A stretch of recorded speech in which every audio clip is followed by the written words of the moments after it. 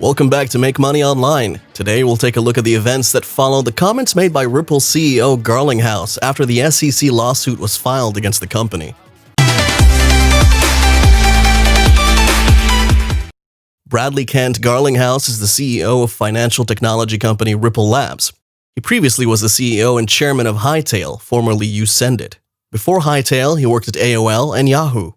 Garlinghouse had his early stints at Home Network and as a GP at Ventures before joining Dialpad as CEO from 2000 to 2001.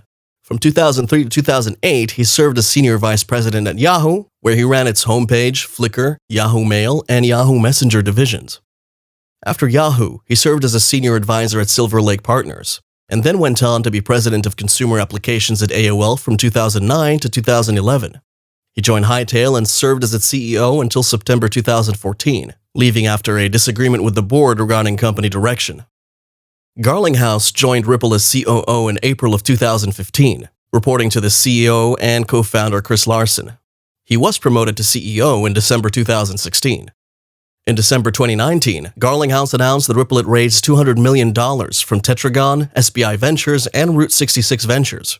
He and the board members of Ripple have seen to the development of XRP. In 2020, Garlinghouse admitted that Ripple Labs would be losing money if it did not have the revenue generated from the sales of the XRP cryptocurrency. Much of the company's growth in the last few years is credited to his experience as a leader, and he does great justice to this end. Currently, the price of XRP remains above 27 cents for the time being. Due to the news of several charges against the parent company Ripple, the currency fell in 2020, but the tide appears to be turning. Recently, XRP is up by 10%. The price increase may well be the result of the words of Brad Garlinghouse. He announced that the company's official response to the crushing SEC charges would be coming soon, while he did address some of the questions personally.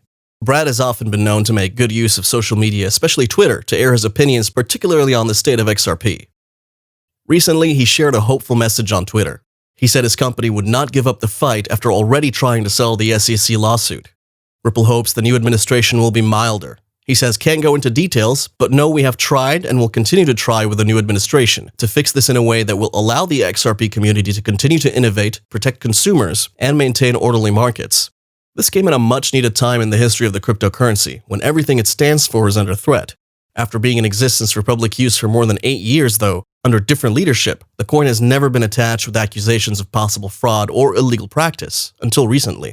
Even if there was any, it was only off the rumor mill. Many exchanges have dropped all XRP trading pairs for US clients. Think Coinbase, Blockchain.com, and many others. Garlinghouse said that Ripple could not influence them due to the supposedly decentralized nature of XRP. In his first comments before the lawsuit was announced, he came out first to notify investors about the impending case with the SEC, not long after the SEC publicly announced the lawsuit. Brad Garlinghouse was pretty ready for the onslaught and had prepped the company and its investors for what would be a rough ride. One of the facts behind the lawsuit is the alleged fact that Larsen, Ripple's original CEO and current chairman of the board, and Garlinghouse, Ripple's current CEO, arranged these illegal sales and personally benefited with approximately $600 million from these unrecorded XRP sales. The point of defense by the Ripple board and Garlinghouse starts from the problem facing Ripple XRP, with the SEC exploring the possibility that Ripple Inc., the mother company of XRP, is heavily involved in the affairs of XRP as a cryptocurrency, thus insinuating that their involvement meant that cryptocurrency should be treated as a security. Also in 2020, Garlinghouse announced that the company would probably relocate outside the United States of America due to several attempts by regulatory bodies to stifle the company and XRP.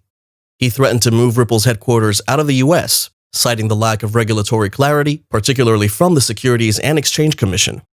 The company recently announced it opened a regional office in Dubai. This was what had been a bone of contention before the SEC sued the company as well as its execs.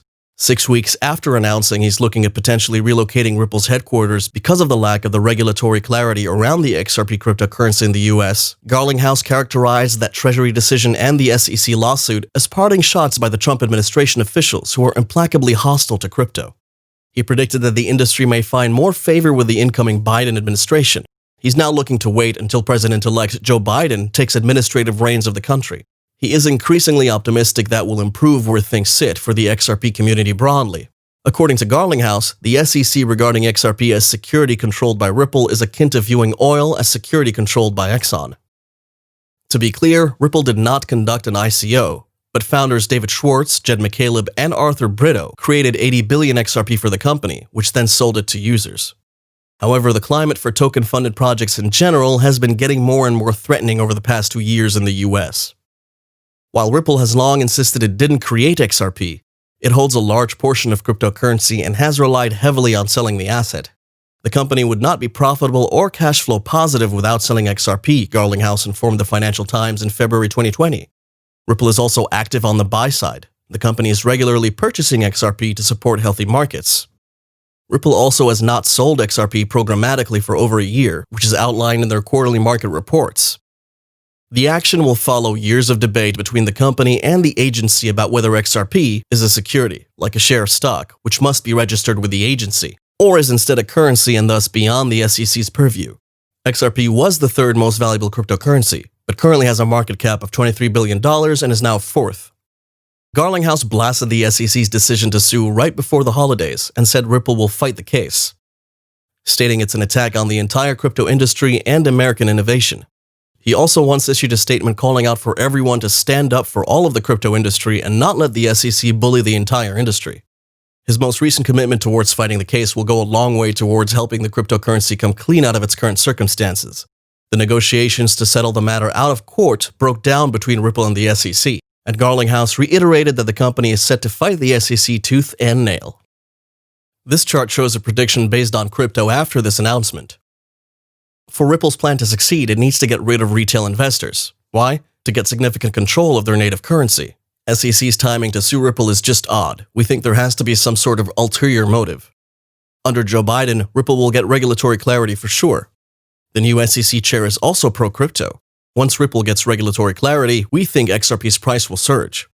It may need more than that, but it requires time and new projects involving the cryptocurrency.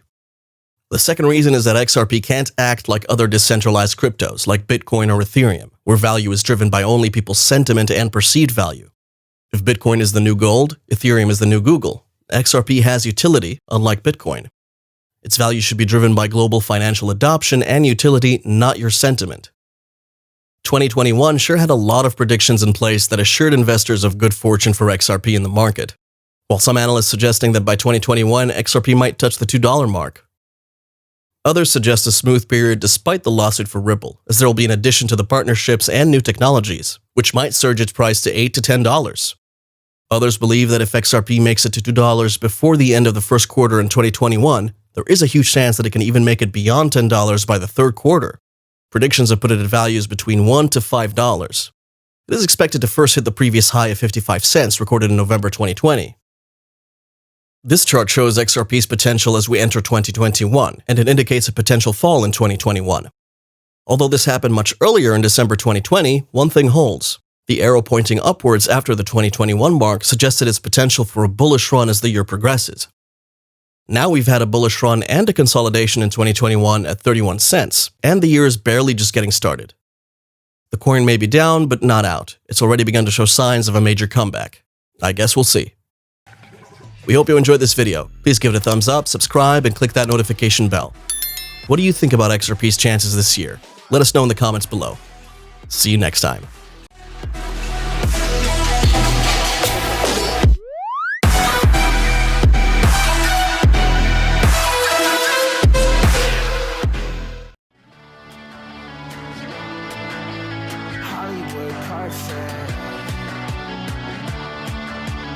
That's how it goes. Hollywood.